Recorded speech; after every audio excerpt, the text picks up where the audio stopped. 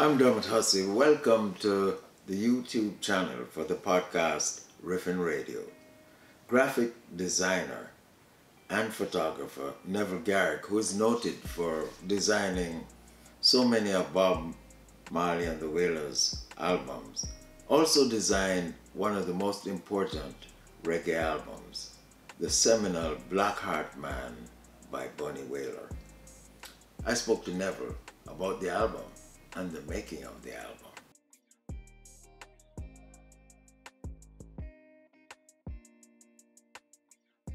Neville, you designed the album of one of reggae's most definitive albums, Blackheart Man by Bunny Wailer.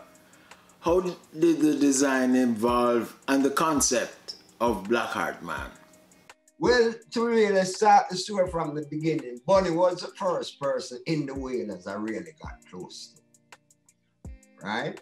And Bunny was out in Bull Bay, and I did see him as really the most righteous of the three that I meet, who as a youth I want to really learn about Rastafari and things, attach myself to him. First, because Bunny is a man, Bob was a man live out of Bull Bay away from town, him in a Babylon, so, and didn't have a car. So I used to carry him to the studio every day. Aquarius studio and halfway through there for record Blackheart Man. And he is probably the only artist I ever did any work for that actually knew what he wanted and would tell me that one would have liked it, blah, blah, blah. Most of the time was kind of left up to me by all the people that I work with. But just like the musicians who work on the album, who will tell you, say, Bunny know which part they must play, is like, remember on the album him write, produced, directed, and arranged by Bunny Wailer. Bunny play most of the instruments on the album. Bunny sing all the choruses and sing the three different parts. You know what I mean? I think it's only drums Bunny didn't play on that album. So anyway, I'm a concept man. This is the first chance I'm going to really get to do an album cover for the Wailers, you know, before I do anything for Bob. So think about it.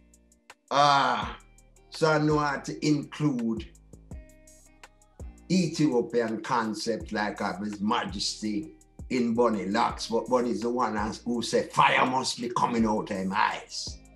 You know what I mean? It's like, and then he had this lion buckle belt that you probably see him on a lot of shows and wear it on his head. Came from that, because he saw that coming out of his head. And it was from a photograph I took in that little studio, I remember, at the back of the house where Rennie and Lar live upstairs, right? Yeah, man. Yeah, so it's there. I took those pictures when they were rehearsing for the Jackson 5 concert.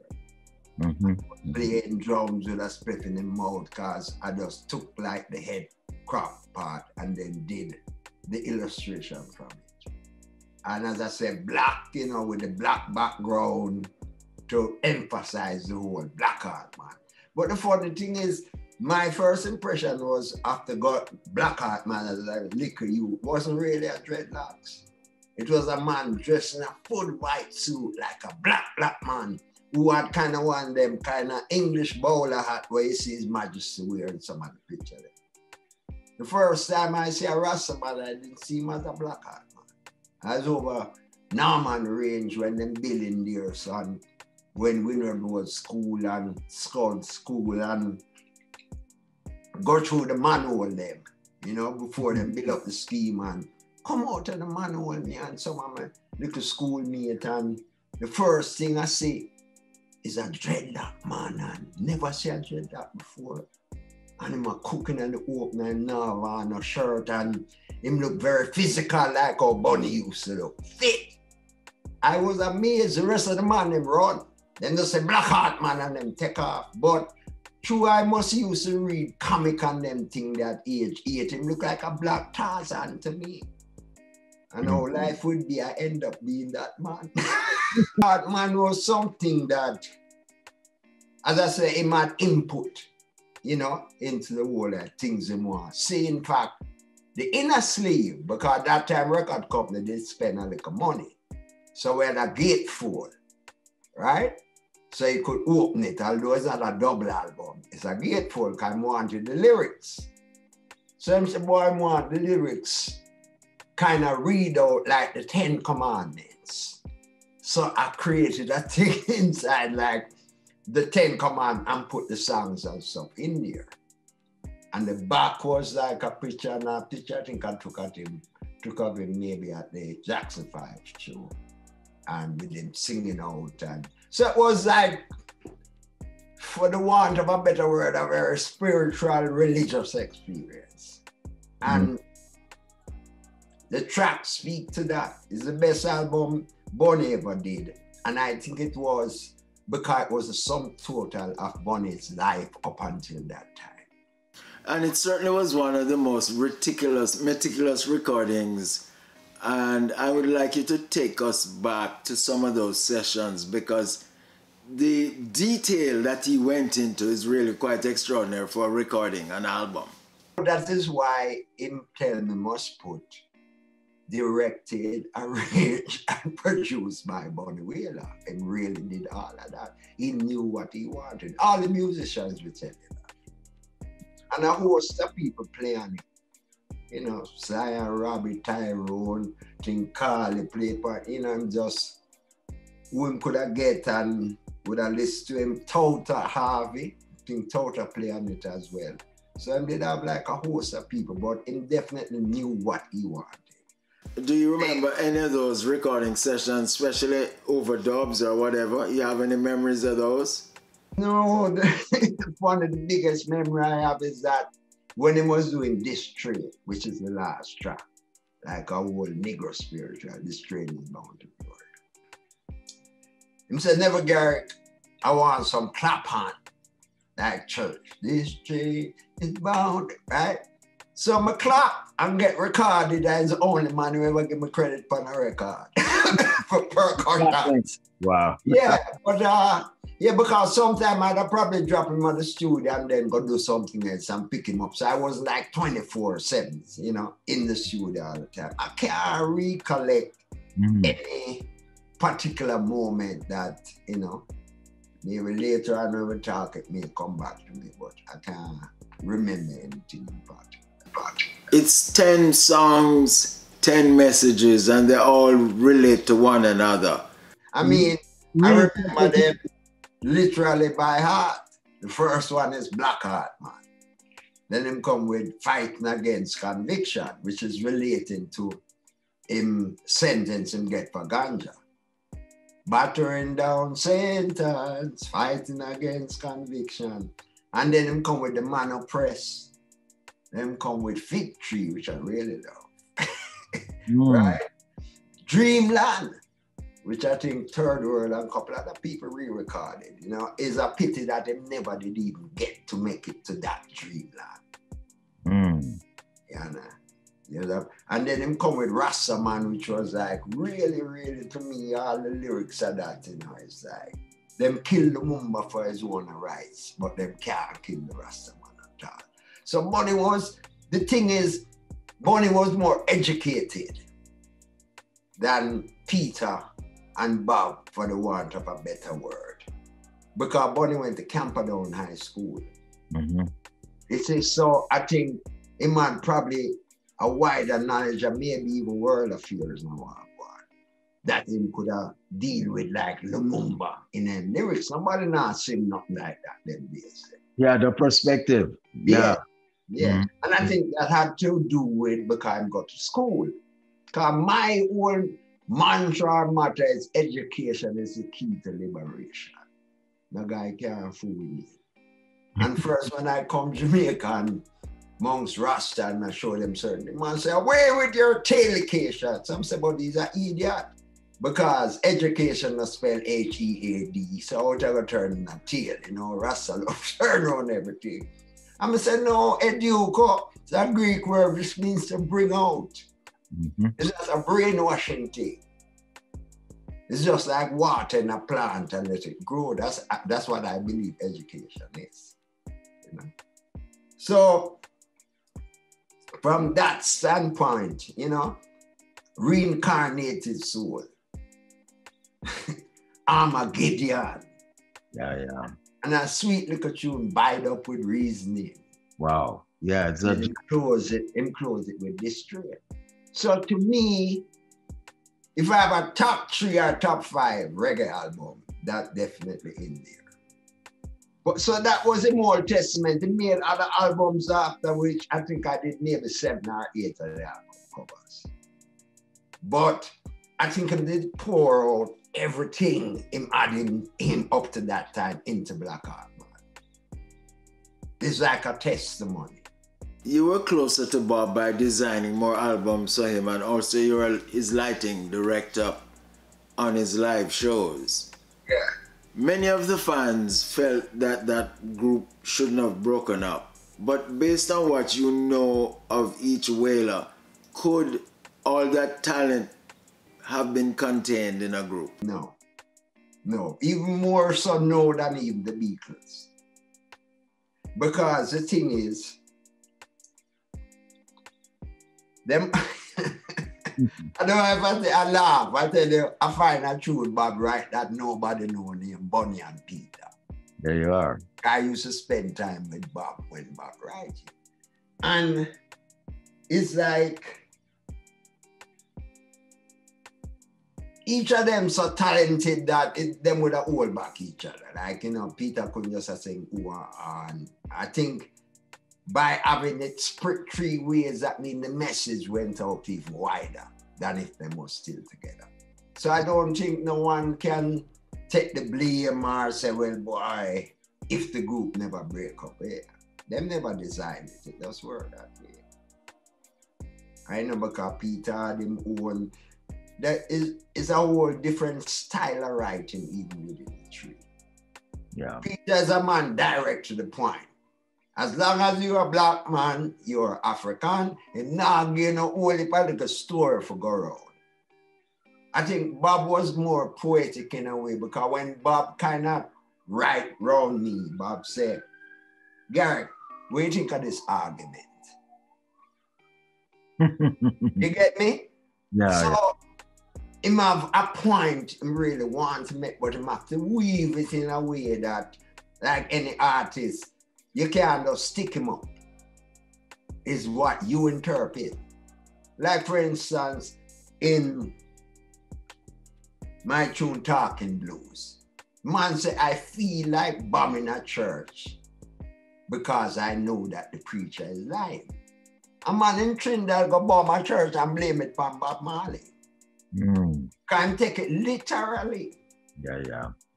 Burning and looting. Him say burning all illusion, burning all pollution.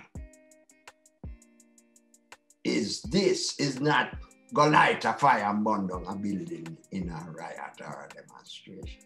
So in that kind of way, I'm right. Now Bunny, for me, is more, sometimes English somebody can't find the right word for it. It's more kind of spiritual and in-depth and personal.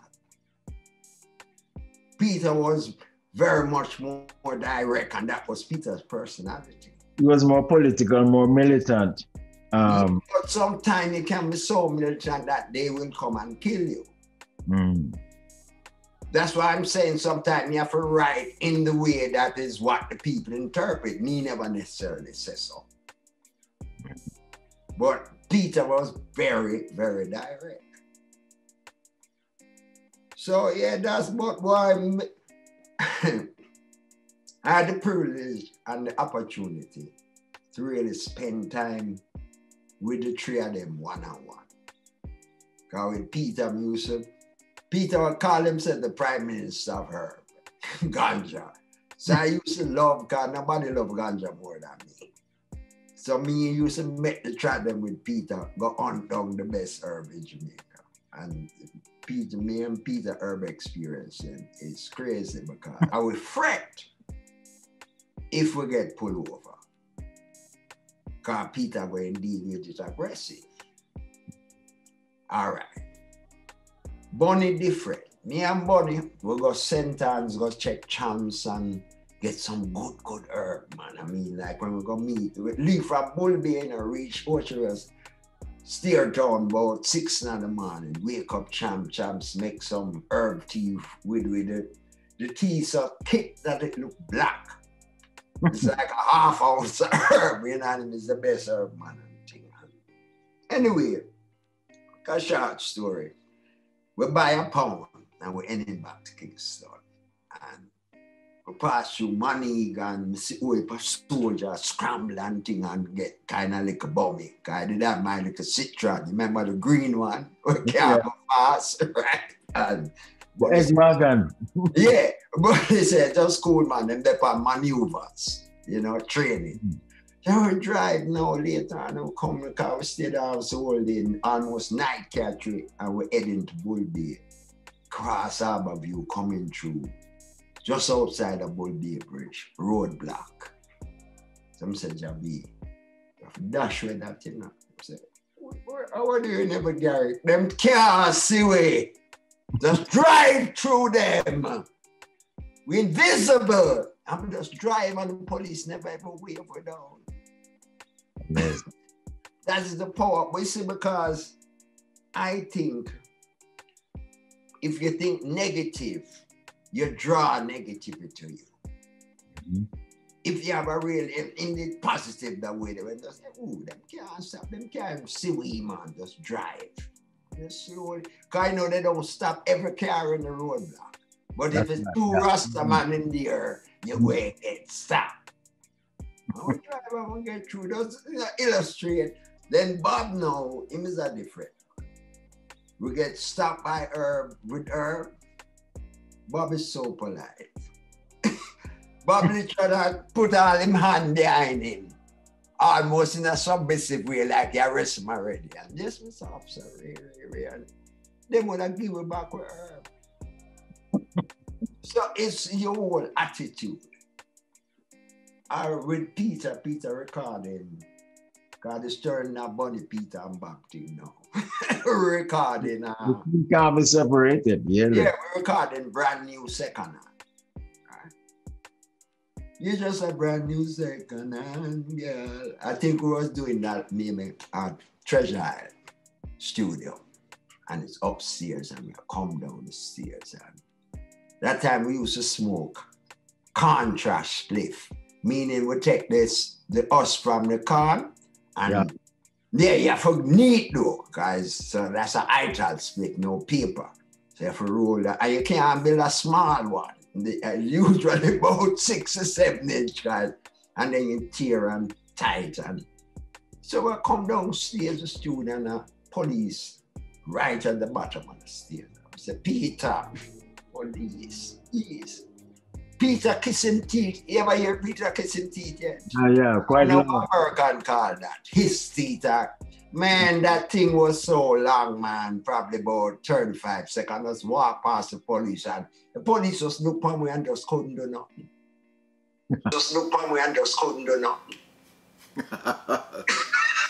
Frozen. Yes, that is kind of 3 different kind of characters. Now that the Wailers have all gone collectively and individually, how might that legacy be perpetuated? Perpetuate is always a legal term, mean forever. Am I correct? Yeah. Well, they definitely left a body of work. You know, sometimes people ask me, boy, them wish Bob was still here and boy, Bob, I said, but tell me something. Did Bob leave out anything? Did he need to write another song? It's all there. You know what I mean? That's why I said the lyrics was the most important thing. So the same thing go for all 3. Their history and thing could never be wiped out because they was really freedom fighters in them one way. Although Bob said, boy, the man, them leave the whole struggle upon me want to fight. You know, when that breakup, so to speak, happened. And I ended up going with Bob because the whole thing was the mission and he was the one going out there. And thanks to you, Dermot Hussey, and Herbie Miller, my cousin, who made this happen, and the rest is history. Making it happen in the sense that, remember when I come on the scene and think, no artists don't know nothing about no art director and them no album cover, and them just do them work and then the producer and the record, whatever does, and package them thing and put it out. Remember, them never have no ad for me, you know. I resigned from Daily News and go sit down at Hope Road for contribute my thing with no pay. All right. Because I wanted to be part of. This is where I see. I could have used my experience and art in California to promote the Rasta Revolution. And so that whole thing of lighting, backdrop, album cover, visuals and all that, I definitely know I pioneered that because I know it was necessary.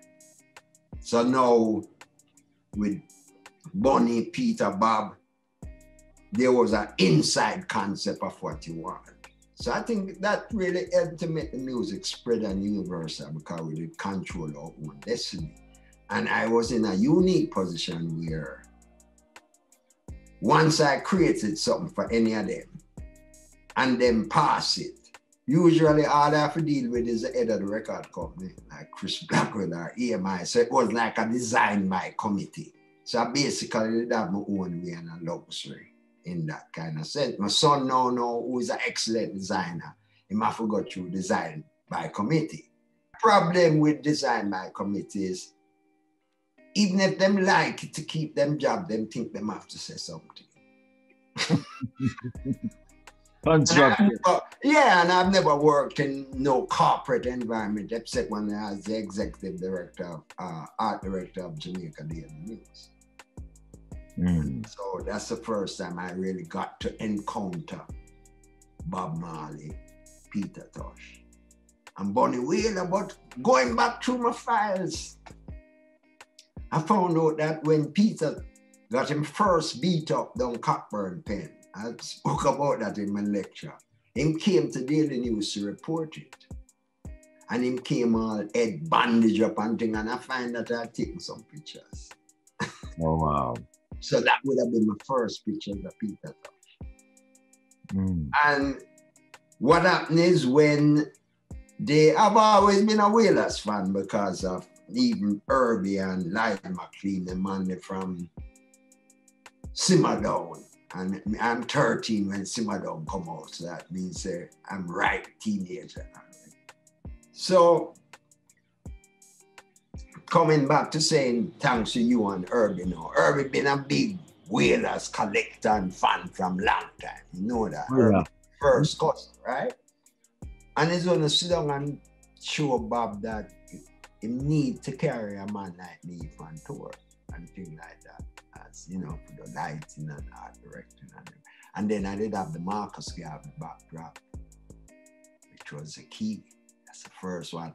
And I came up with that not for Bob in the beginning. It really was supposed to be a mural at the airport. New arrival wing, and at the same year we were having the Commonwealth Heads of Government meeting in Jamaica. So that means Nyerere, Jomo Kenyatta, the whole of them African leaders was coming. And you know, they're all students of Marcus Garvey. Yeah. So I went and met with Michael Manley, Prime Minister Michael Manley, and Beverly Manley. I think I tried to remember the person who was close to them who got me that audience. And I proposed to do this Garvey mural there. And they sent me to the airport to talk with the guy who was in charge of the airport. And when I go there, it's like him interviewing me, like, if me's a Garvey man and Ray. And I wonder what's going on. Cause I figure if I talk to the Prime Minister and send me to you, you're supposed to tell me when I want to start and what it's going to cost, not to defend one. So it never materialized. And I said, you know what? I'm going to paint it and carry it out a rock fort and put it on one of them billboard there. And when the motorcade come through Kingston, then we see it. Well, I painted it, but I never put it up there. So, so the first use was to take it on tour with Bob, and I think why I took it was I knew beforehand that the majority of audience, 75%, was white college kids. And I need to put up a visual reference that it could contain the music. In terms of having Garvey, and afterwards was His Majesty, and I went on and on. So on the first tour, we're going on the plane, I think going to New York, and Bob come sit down beside me and say, "So Neville Garrick, what are you going to do on this tour?" Dermot, the man, make it sound like if I don't answer right, I'm going to turn back plane. So I explain, you know, I'm going to lighting, which I never light nothing before. I just really had a concept of it, you know, from going to concerts and stuff like that. The backdrop, you know, stage set, lighting, stuff like that. And that's how it really began. But I think if you and Irving never vouch for me, that wouldn't happen. Tell you what, we still vouch for you. Thanks, Neville. Wonderful, the memories, man, to share it with us.